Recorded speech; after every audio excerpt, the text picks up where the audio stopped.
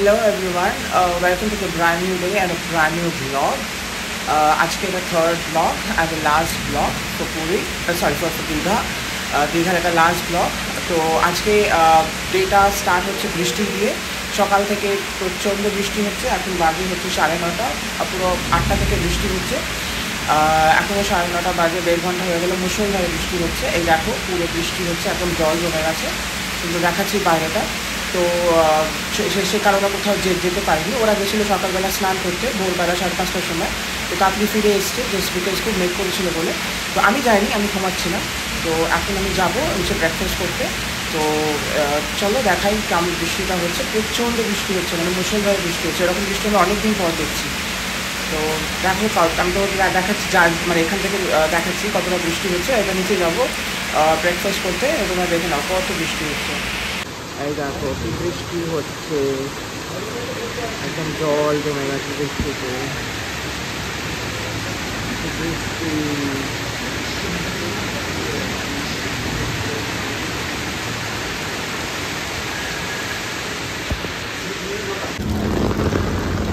এই দেখো কি বৃষ্টি বৃষ্টি বৃষ্টি বৃষ্টি বৃষ্টি বৃষ্টি বৃষ্টি হচ্ছে। দেখো পুরো জল জমে গেছে। এই যে আমাদের গাড়ি, এটা আর পুরো বৃষ্টি। আমরা বুঝতে পারছি না আমরা কী করে যাবো ওটা থেকে। চলো মানে ব্রেকফাস্টটা করে নিই।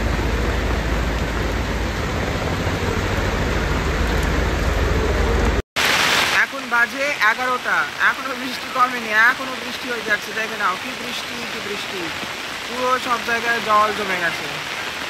এই দেখো আমরা বেরোতেই পারছি না। আজকে যে আমাদের প্ল্যান ছিল জানি না কতদিন সাকসেসফুল হবে। তো আমরা বেরোতেই পারছি না। এবার বাড়িও পৌঁছাতে হবে, কালকে আমার ফ্লাইটও আছে দিল্লি যাওয়ার। তো সেক্ষেত্রে কী করে যাবো, কখন পৌঁছাবো মানে বুঝতেই পারছি না। এখনও বৃষ্টি এখনও হয়ে যাচ্ছে, আর এখনও মানে ধরার কোনো নামই নেই। চারিদিকে জল জমে গেছে, এত বৃষ্টি হচ্ছে।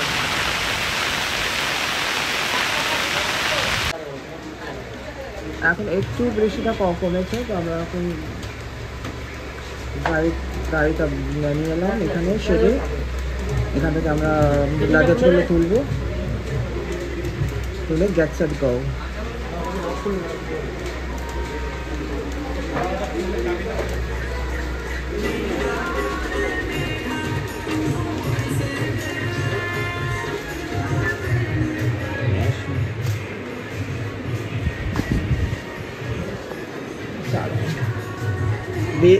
বিয়ে বাড়ি তত্ত্বে যাচ্ছে মনে হচ্ছে।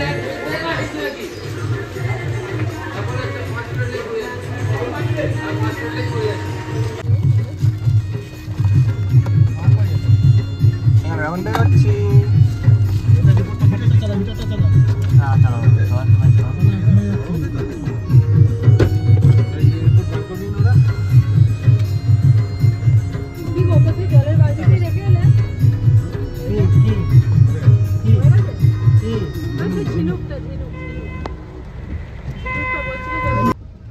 আসছে বছর আবার হবে, আবার হবে।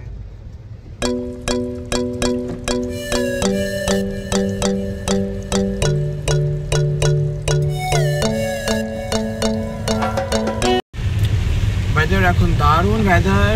বৃষ্টি এখনো হয়ে যাচ্ছে, অল্প অল্প বৃষ্টি হচ্ছে, বাট ওয়েদারটা একদম মেসমেরাইজিং ওয়েদার, রোম্যান্টিক ওয়েদার, খুব ভালো। আমরা এখন যাচ্ছি মন্দিরের দিকে। 88 কিলোমিটার, 88 কিলোমিটার ট্রাভেল করে ওই মন্দিরে যাব। যদি কুপন পাই বুক খাবো, দেখাবো। তো সেই সঙ্গে থাকো। এখানে দাঁড়াতে বাধ্য হলাম, জাস্ট ভিউটা দেখো, অসম ভিউ, অসম ভিউ দেখো। জাস্ট এখানে দাঁড়ালাম 2 মিনিটের জন্য, দাঁড়িয়ে থেকে পারলাম না। এত সুন্দর ভিউ দেখো, বৃষ্টি এখনও পড়ছে, জাস্ট ভিউটা দেখো। দাও তোমাকে ব্যাক ক্যামেরা করে দেখাই। দেখো জাস্ট ভিউটা দেখো, মাই গুডনেস কি awesome, lovely lovely. I'm running short of words. আমার ভাষায় প্রকাশ হচ্ছে না, এত সুন্দর লাগছে। তবে বৃষ্টি পড়ছে।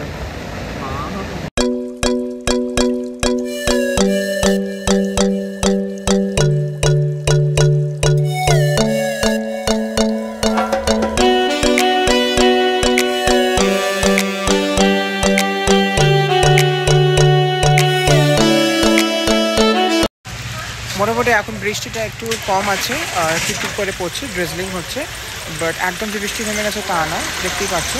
এখন একটু আমরা পেট্রোল নিতে এসেছি, পেট্রোল কম হয়ে গেছে, তো গাড়িতে রিফিলিং করে আবার আমরা চলতে আরম্ভ করবো। আমরা এখন একটু দাঁড়ালাম, দাঁড়িয়ে একটুখানি চা খাচ্ছি আর কি। মোটামুটি অলমোস্ট 2.5 hours ট্রাভেল করলাম। 2.5 hours ট্রাভেল করার পর একটুখানি ফার্স্ট ব্রেক একটু নিচ্ছি। আগে টায়ার্ড লাগছিলো, এত ঘুম পাচ্ছিল, দাঁড়িয়ে একটুখানি লাস্ট 2 ঘন্টা আগে পেট্রোল ভরালাম, তারপরে রিফিলিং করার পরে এই এসে আবার দাঁড়ালাম। তো একটু চা খেয়ে আবার চলবো। অবশেষে আমরা 88 কিলোমিটার ট্রাভেল করলাম। ট্রাভেল করে এখন আমরা মন্দিরের কাছে পৌঁছে গেছি। গাড়িটা গেছে পার্কিং করতে, গাড়িটা পার্কিং করে আসলে আমরা মন্দিরের ভেতরে ঢুকবো। পেছন দিকে আমরা এসে গেছি মন্দিরে। আমি নামটা বলতে ভুলে গেছি, নামটা হচ্ছে শ্রী শ্রী বর্গভীমার মাতার মন্দির। এটা হচ্ছে তমলুকে অবস্থিত। তো মন্দিরের ভিতরে আমি যাবো, যদি ক্যামেরা অ্যালাউ থাকে আমি আবার দেখাবো। আমরা একটা পার্কিং পেয়েছি সামনে, পার্কিং করে আমরা ভেতরে ঢুকবো। আচ্ছা, মন্দিরটার ব্যাপারে একটু বলে দিই। আমরা যে মন্দিরটা এখন যাব, শ্রী শ্রী বর্গভীমা মন্দির, এটা অলমোস্ট 1200 ইয়ার্স ওল্ড, প্রাচীন, 1200 বছর পুরনো। আর এটা হচ্ছে 51 পীঠের একটা পার্ট, যেখানে মায়ের অ্যাঙ্কেল, লেফট অ্যাঙ্কেলটা এখানে পড়েছিল। তো এইটা হচ্ছে শ্রীরামপুর, মানে তমলুক শ্রীরামপুর আছে, তমলুক শ্রীরামপুর ডিস্ট্রিক্টে এটা অবস্থিত। তো তোমরা যদি আসো, তো কলকাতা থেকে 85 কিলোমিটার্স পরে, তো এখানে এসে মন্দিরটা তোমরা দর্শন করতে পারো। আমরা এখান থেকে একটু পুজোর মিষ্টি নিয়ে নিচ্ছি, মাকে পুজো দেওয়ার জন্য। একটু মিষ্টি নিয়ে কত করে নেব পার্কিংয়ে? হ্যাঁ, গাড়ি 50 টাকা লাগে, ঘন্টায় 50 টাকা। বলছি একটু ভাঙিয়ে দাও না। বর্গভীমা বা ভীমরূপা মাতা বঙ্গদেশের পৌরাণিক তাম্রলিপ্ত জনপদের অধিষ্ঠাত্রী দেবী। মা হলেন কালী উগ্রতারা। মায়ের এখানে বাম গোড়ালি পড়েছিল। সেই থেকে ভারতের অন্যতম জাগ্রত ও প্রধান 51 পীঠের প্রথম পীঠ, যা প্রাচীন মাতৃকা উপাসনা ও শক্তি আরাধনার চিহ্ন বহন করেছে। কথিত আছে, ভারতের বিখ্যাত বিপ্লবী ক্ষুদিরাম বসু এখানে পুজো করতে আসতেন। এখানে মায়ের রোজ ভোগের ব্যবস্থা আছে এবং মাকে আমিষ ভোগ নিবেদন করা হয়। দেবীর প্রসাদ হিসেবে এখানে শোল মাছ ভোগ দেওয়া হয়। দীঘা থেকে কলকাতা ফেরত যাওয়ার পথে তমলুক শ্রীরামপুর রোডে এই মন্দিরটি অবস্থিত। তোমরা পারলে একটু সময় বার করে এই মন্দিরটি দর্শন করে যেতেই পারো। আমার যেমন ভালো লেগেছে, তেমন আশা করি তোমাদেরও এই মন্দিরটি খুব ভালো লাগবে। To visit from Kolkata, take National Highway to Kolaghat, turn left towards Mecheda and take Mecheda Tomluk Road and take a left turn on the junction with the statue of Matungini Hajra.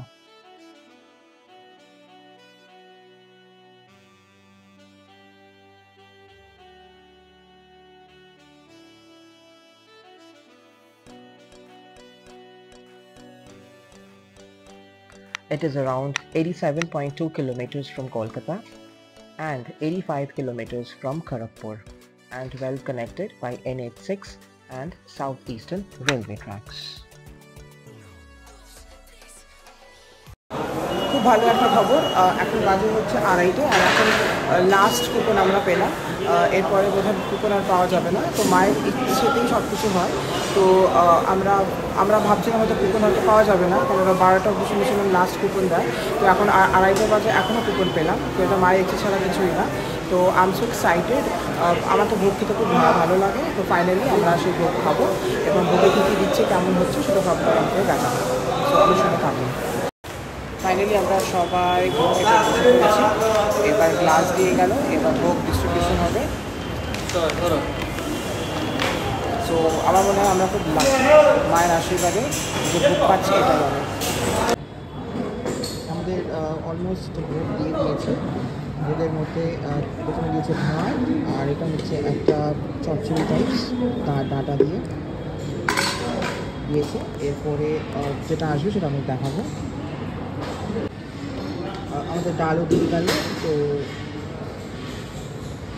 এখন আমাদের ডাল দিয়ে এখন আমরা খাবো। এরপরে যেটা দেবে সেটা জানাবো। এটাই মনে হচ্ছে যেন অমৃত। আমাদের এই একটা আলু সবজি দিয়ে গেল, আলু সবজি। আর এটা একটা কোফতা টাইপের কিছু দিয়ে গেল, আলু আর সরি না কোফতা, আলু পটলের একটা তরকারি।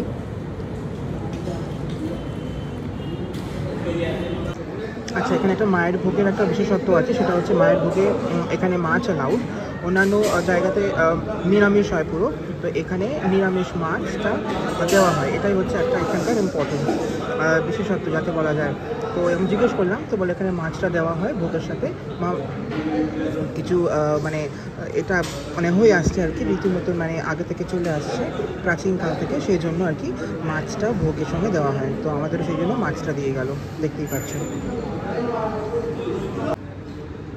Last but not the least, সেটা হচ্ছে আমার মোস্ট ফেভারিট পায়েস। পায়েস আমার খুব ভালো লাগে, তো মোস্ট ফেভারিট যে জিনিসটা সেটা দিয়েছে পায়েস। অ্যান্ড পায়েসটা দারুণ খেতে। যেমন চাটনিটা ছিল খুব মিষ্টিও না, খুব অল্প মিষ্টিও না, তো পায়েসটা হচ্ছে সেম, দারুণ খেতে।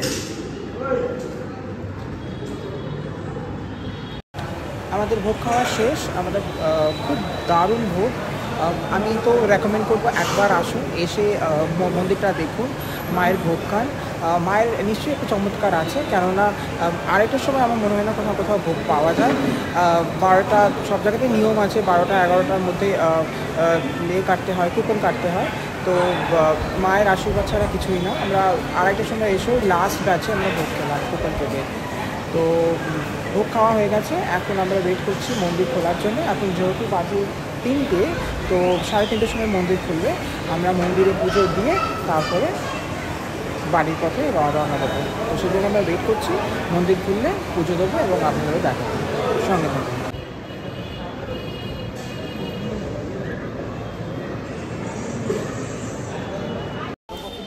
এই যে এই জায়গাটা হচ্ছে মানসিক যারা মানত করে আর কি। তো এটা হচ্ছে এই জায়গাটা যেখানে মানত করে সবাই। দেখতেই পাচ্ছ, দেখে বুঝতেই পারছো। তো যদি তোমাদের কিছু থাকে যেটা পূরণ হচ্ছে না, তো মায়ের কাছে এসে মার মানত করলে কথিত আছে যে সেটা নিশ্চয়ই হয়, মানে কমপ্লিট হয়, পূরণ হয়। তো সেটা এসে তোমরা এখানে মানত করতে পারো।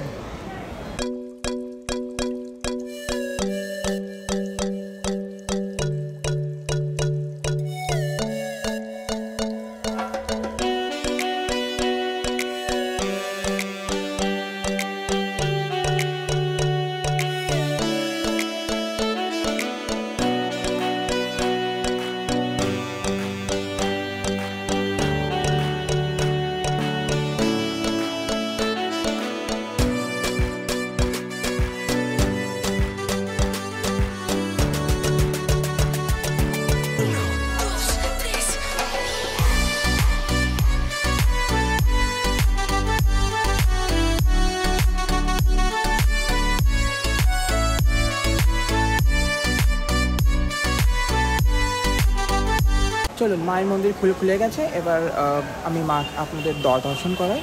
খুব ভিড়, খুব লাইন, বাট স্টিল আমি ট্রাই করবো মায়ের মন্দির দর্শন যাতে আপনারা সবাই করতে পারেন। ওরা গেছে পুজো দিতে, আমি বাইরে থেকে আপনাদের যদি পারি দর্শন করাবো। তো সঙ্গে থাকুন, আমার সাথে আসুন।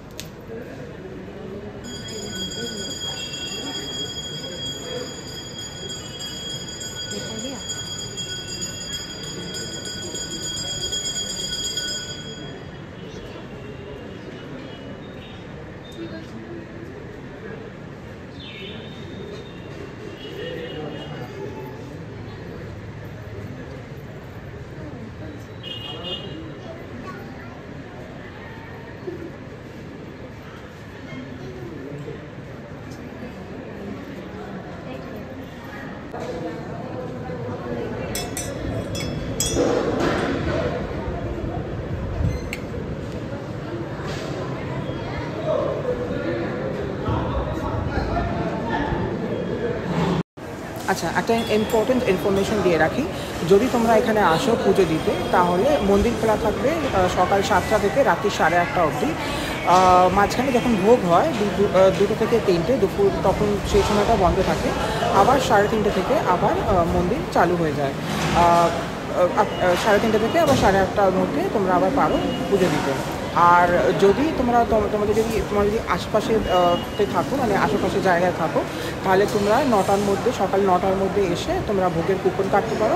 আর যারা দূরে থাকে, যারা দূর থেকে আসে, তারা আগের দিন ভোগের মানে অফিসের নাম্বারে ফোন করে আপনারা বুকিং করতে পারেন। তো সেই ফোন নাম্বারটা আমি ডেসক্রিপশন লিঙ্কে দিয়ে দেবো, সেখানে ফোন করে আপনারা করতে পারেন, মানে ভোগ জন্য মানে কুপন আগে থেকে অ্যাডভান্সে কাটতে পারেন। আচ্ছা, এটা হচ্ছে মা বর্গভীমার মায়ের কুণ্ড। এটা হচ্ছে কুণ্ড, কুণ্ডটা দেখাই নিচে গিয়ে। এটা হচ্ছে মায়ের কুণ্ড, একটু নিচে নামতে হয়, একটু জায়গাটা অন্ধকার। এই যে এটা হচ্ছে কুণ্ড।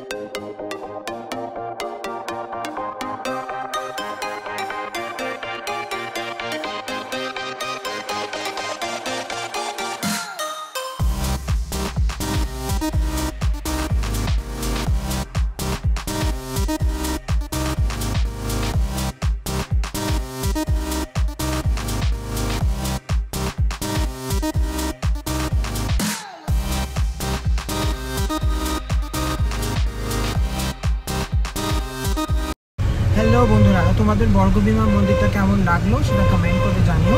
যদি ভালো লেগে থাকে তাহলে লাইক শেয়ার কমেন্ট করো। আর আমি রেকমেন্ড করবো কি যত তাড়াতাড়ি পারো মন্দিরে আসো, মন্দিরে এসে ও মাকে দর্শন করো। টাইমিং বগেরা তো আমি বলে দিলাম। আর যদি অনেক দূর থেকে আসো তাহলে আর যদি ভোগ খেতে চাও তাহলে ভোগ আগে থেকে প্রি অর্ডার করতে পারো। সেই নাম্বারটা আমি ডেসক্রিপশন বক্সে দিয়ে দেবো। আর একটা ইনফরমেশন, সেটা হচ্ছে ভোগের কুপন যেটা, সেটা হচ্ছে 110 রুপিস করে, 110 টাকা করে। আর 110 টাকা করে হচ্ছে কুপনের টিকিট। ঠিক আছে, তো তোমরা যদি খেতে চাও, মানে নিতে চাও মায়ের ভোগ, 110 টাকা করে কাটতে পারো।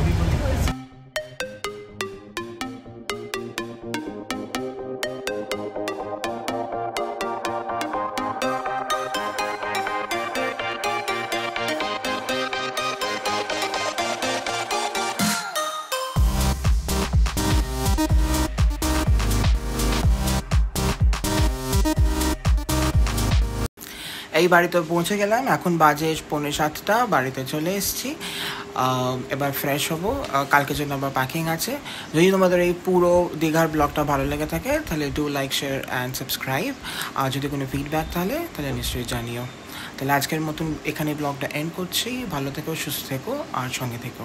Thank you and have a good night.